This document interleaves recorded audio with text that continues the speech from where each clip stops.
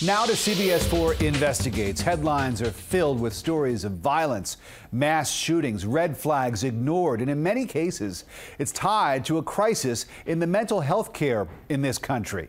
For months, we've been tracking the stories of families out there who have been trying to reach out for help. Were their pleas not heard? Here's Chief Investigator Michelle Gillen. They are definitely a ticking time bomb. The handwriting, literally, in some of these cases, is on the wall. Why do we wait for something terrible to happen? Across the nation, mental illness is page one. The Washington Navy Yard attack, 12 died. According to the FBI, the shooter was convinced he was being controlled by extremely low-frequency electronic waves, known as ELF.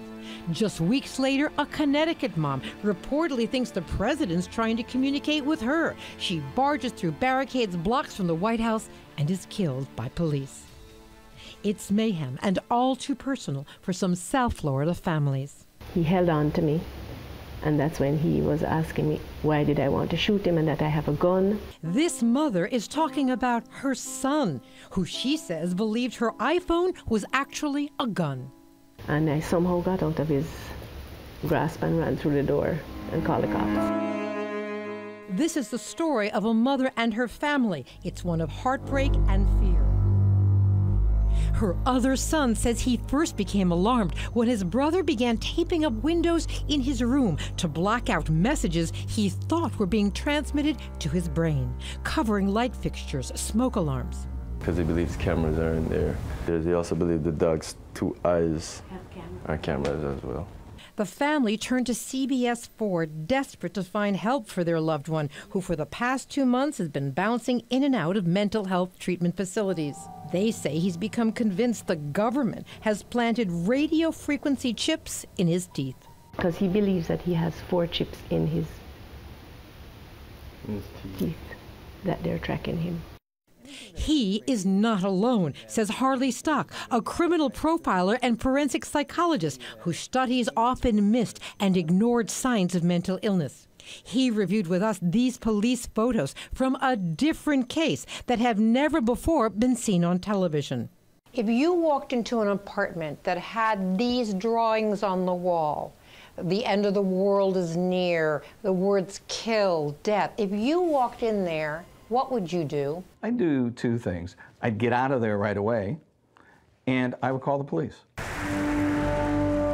This is the apartment of a troubled South Florida soldier whose family told us he returned from war with PTSD and traumatic brain injury. Family members reached out for help for him time and time again, especially given his reported stockpiling of weapons. If somebody says to you, God has told me I need to kill, don't dismiss it, don't laugh at it, don't say it will never happen. Take action. Call a mental health person. But despite efforts to get him help, the soldier ultimately was released from a mental health treatment facility within hours of a judge sending him on his way with a warning not to go near guns. He went home, got a knife, and killed himself. People are desperate everywhere, and it's sad. Mental health advocate Judge Steve Leifman. The longer we take to treat someone, the more likely there may be permanent brain damage. Dr. Deborah Mash has studied the human brain for 2 decades and says today's science with advanced MRIs reveals more than ever before how mental illness is a progressive disease. This is occurring more and more families are affected with a loved one. Yet Judge Leifman says mental health laws and resources for help have not kept pace with the science, leaving behind a broken safety net. Because it's not working. It is failing. So if we continue this way, people are going to get hurt, people are going to get killed.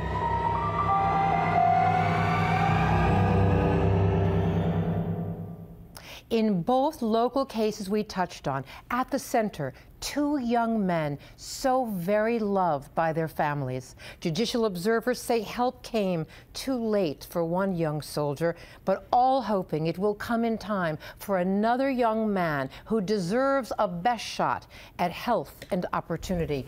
You know, Rick, I think all of those in the trenches agree that the laws in Florida in particular are antiquated and the services are just not there. Even when families so desperately cry out for help, that's why they turn to us in the end. And unfortunately, everyone feels we're not even having the dialogue to get everyone to the table to try to make change. Well, hopefully your reporting tonight starts that dialogue, and future reports, I'd love to see you examine these laws and the appetite for making some changes to them. And it's a life and death struggle, so you're right, we hope we do that. Michelle Gillen, thank you very much. Thank you.